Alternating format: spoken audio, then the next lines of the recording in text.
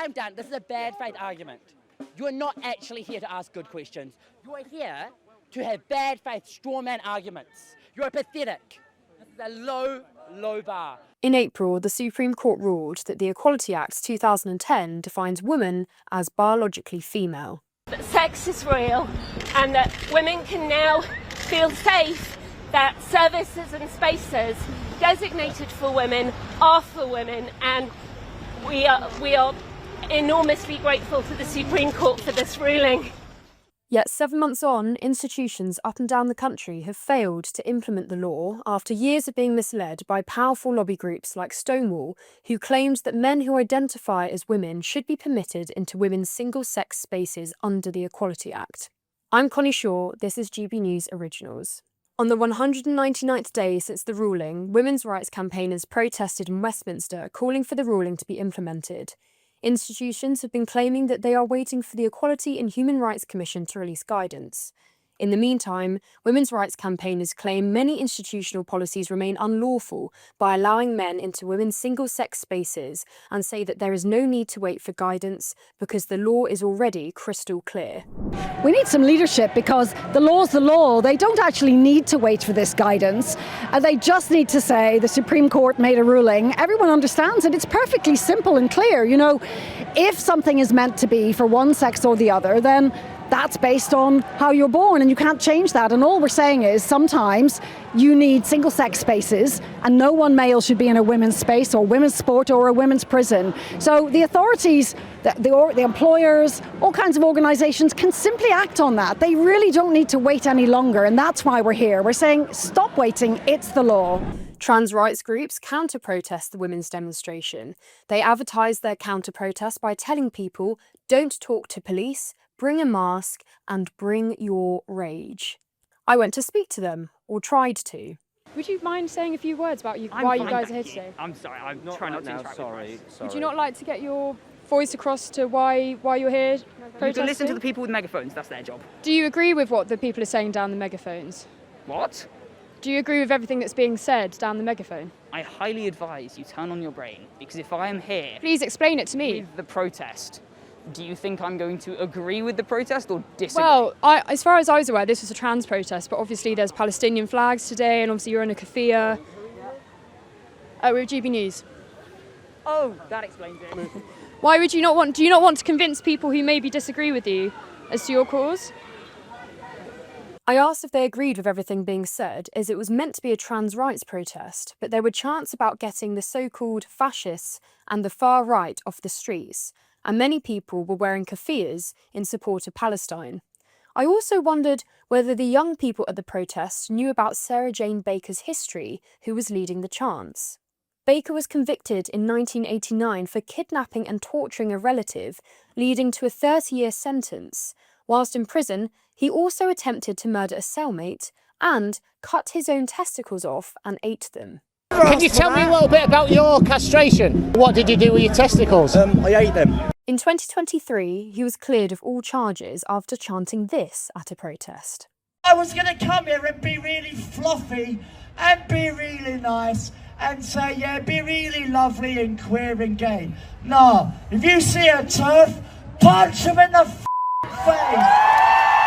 We're living in a time of what feels like pretty significant social change, and it makes us question things that we've even taken for granted for decades. And one of those at the moment that people are wondering about is actually money. Is the money in your bank account safe? Should you be investing elsewhere? Are we looking at a potential global crash? What will it mean for your savings? Is there a way that you could be using your money that might be outside of government control even? Well, TallyMoney is potentially one solution.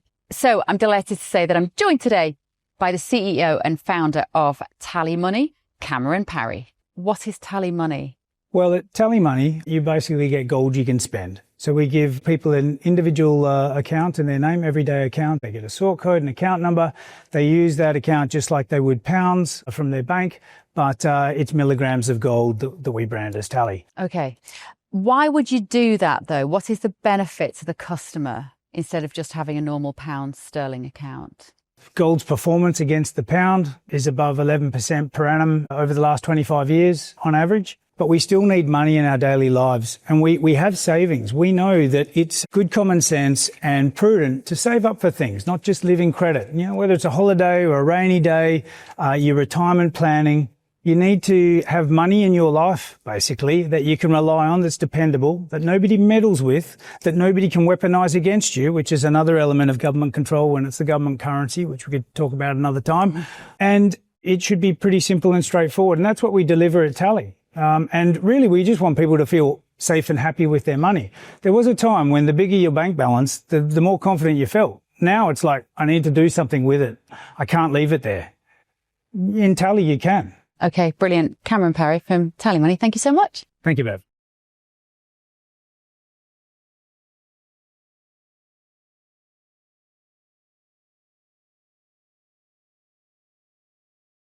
It was almost impossible to find anyone who was willing to speak to me, especially as one man was telling people I went up to not to speak to me, instead of letting them make their own decision. Would you like to say a few words about why you're protesting today? No comment. No comment. No comment? You don't want to get your message across to the nation? No comment. You don't want to try and convince... Are you not here to try and convince people of your cause?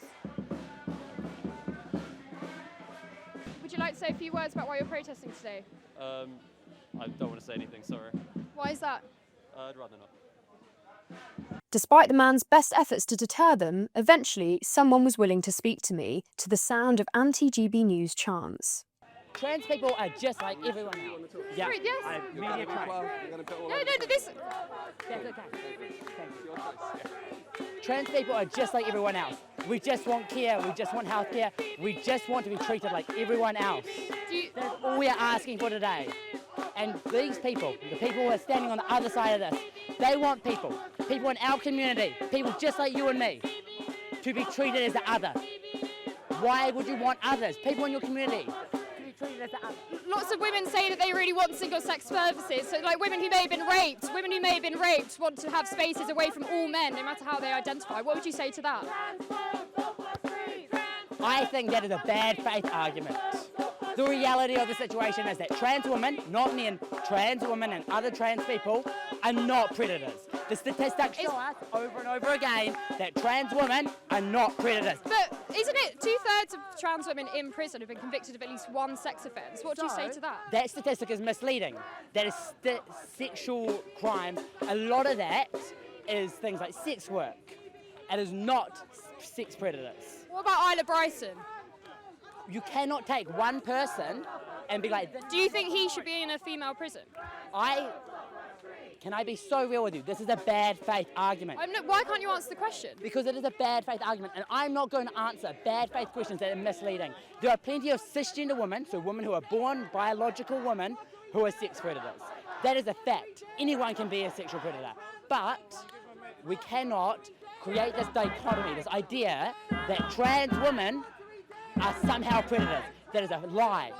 It is a lie. And focusing on that one case, you are not defending women. You are harming all women, because transphobia harms all women. It seemed the rage got better of this trans activist, and the debate came to an end when I apparently started asking bad faith questions. Do you agree that not all cis men are predators? Yes, of course. So why don't we let cis men into women's spaces as well? Again, this is a bad faith argument. Why can't you answer the question? Why is it a bad faith argument? Do you want to do this? Yeah, I am. It is interesting how I'm having a perfectly fine debate here, but there's someone else coming around trying to convince them not to speak to me. I'm done. This is a bad faith argument. You are not actually here to ask good questions. You are here to have bad faith straw man arguments. You are pathetic. This is a low, low bar. I expect more from journalists. This is a bad faith. So you're now personally insulting me but can't answer any of my questions, but I'm the one who's got a bad faith argument? I'm done now. Okay, you done? Yeah, thank you so much. Do you have any last words? You're good. There you go.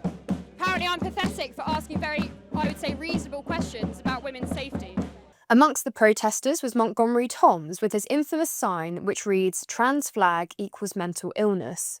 Back in July, he was arrested by 11 police officers and detained for 11 hours. Currently, I'm being arrested for expressing freedom of speech. This gentleman has committed an offence by displaying sign or writing that is likely to cause harassment, alarm or distress. I'm wearing a sign which says the trans flag, which is included in the Pride demonstration at great lengths, equals mental illness, which is greatly the case. That is why young people have been mutilated. That is why young people have been... That's why the Tavistock clinic was closed down for mutilating young people. I'm now going to be searched.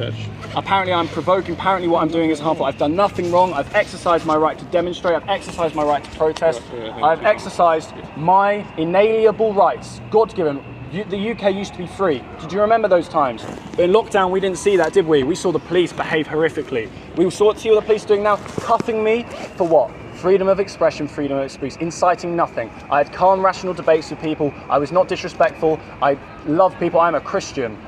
Of course, police don't like Christians these days. He was finally released on pre-charge bail conditions that prohibited him from entering the city of Westminster and was confined to residing at his home address. He was told he could be charged under the Public Order Act with causing alarm, harassment or distress. The Free Speech Union gave him legal assistance, overturned his bail conditions, and he was freed of all charges. There was a brief tussle between protesters and independent journalists. In total, 3 people were arrested, 1 on suspicion of criminal damage, and 2 others for breaching public order conditions put in place by the Met Police. There was a stark contrast between the atmosphere of the trans rights counter-protest and the women's rights protest. Many women were happy to speak with me, and everyone's faces were on show. It's enough and it's enough. The law is clear.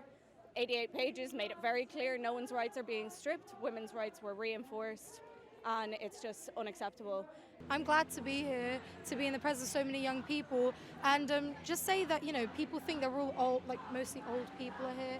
That's not the case, We're young, we're here, and, we're the next generation. We're going to fight for it, and if the other side think that, we don't care about this issue, we do.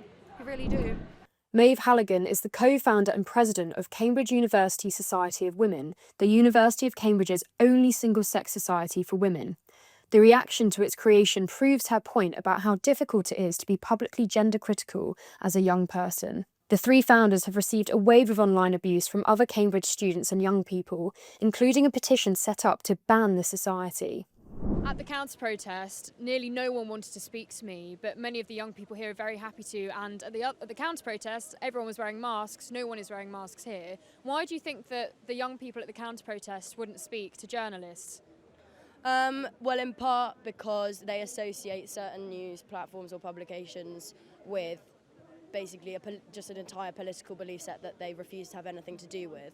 That's in part because I will say there's quite a sort of willful ignorance on the part of some young people, so they don't want to engage in anything they deem right-wing, and they chuck around that, but also the term far-right incredibly irresponsibly in my view. So for them, even speaking with you is to, as they would put it, be complicit in the fact that, you're, by their view, peddling beliefs that they disagree with that ironically, they think are really damaging. Bear in mind they're the ones saying that children should, take drugs. If a newspaper that was as explicitly pro-trans wanted to speak to you, would you speak to them? 100%, yeah. In part because I think it's really important that we do have discussions across this divide before we, have a deepening divide really, before we have, heated debates and people get angry and people get personal. If we can talk first, that hopefully will remove a need for argument later, because argument is very rarely constructive, especially within this sphere. I've not seen many young people talking to each other and disagreeing within the issues surrounding transgender ideology. Like, you see a lot of adults discussing it, and you'll maybe see one young person talking to an older person. But young women especially, or young people more generally though, it's very rare that they're able to discuss and debate this stuff because people would rather almost not touch it. For example, at university I experienced that a lot. People, if you bring it up, people are instantly kind of, they're stressed and they want to leave the conversation. So we need to normalise talking about it, first and foremost, I would say, because that means that we can hopefully come to some conclusions and empathise better with one another. I asked people on the Women's Rights March what they thought the reason was as to why the trans activists didn't want to speak to us. Their answers were all the same. Well, I just think there's not a lot of argument, is there? It's all emotion, it's all feelings. There's just not a lot of substance, I don't think, to any of their discussions. There's nothing to their arguments. So actually having the conversation means they're going to have to think about difficult questions. They don't have answers to questions when they're actually asked. They just have mantras. That's all they ever have, and when you actually ask them a question, they'll just threaten you, and they don't like the truth coming out, because then their whole house of cards tumbles as soon as the truth comes out. I spoke to Maya Forstatter, who won her case at the Employment Appeal Tribunal in 2021, which established gender-critical beliefs that biological sex is real and immutable as being protected under the Equality Act. Are you disappointed at the rate at which things have changed, and how long do you think it will be until sanity will be restored on this issue? Well, I think this year we've come a long way. The Supreme Court judgment was absolutely clear, and we wouldn't have got that without my judgment, and then without hundreds and hundreds of women standing up and speaking up and then taking the arguments all the way to the Supreme Court. So we've got the law on our side, and now it's just up to the government to follow the law. The fight for women's rights is clearly far from over. The question is, if the law is not enough to make institutions stand up for women, what will it take? I'm Connie Shaw, this is GB News Originals. Don't forget to like and subscribe.